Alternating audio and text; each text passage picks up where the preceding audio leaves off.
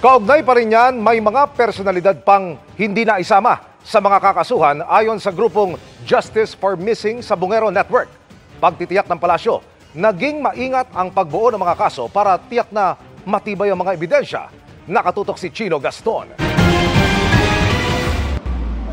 Bagamat natutuwa raw na umuusad na ang kaso kaugnay ng mga nawawalang sa Bungero, marami sa pamilya ng mga biktima ang naniniwalang nagsisimula pa lang ang laban. Nakitaan ng DOJ ng sapat na basihan para magsampa ng kasong kidnapping with homicide at kidnapping with serious illegal detention sina Charlie Atong Ang at 21 iba pa. Ayon sa grupong Justice for Missing sa Bungero Network na tumutulong sa mga pamilya, hindi raw naisama ang ilang panggrupo ni Ang na posibleng sangkot din. Umaasa kami na mabigyan ng pag-asa itong mga kapamilya ng mga biktima para sa ganun makita ng taong bayan na may pag-asa pa tayo. Yung pag-asang yon maaaring mawala kung makikita namin na hindi gugulong ng tama, kung gagana yung impluwensya at pera.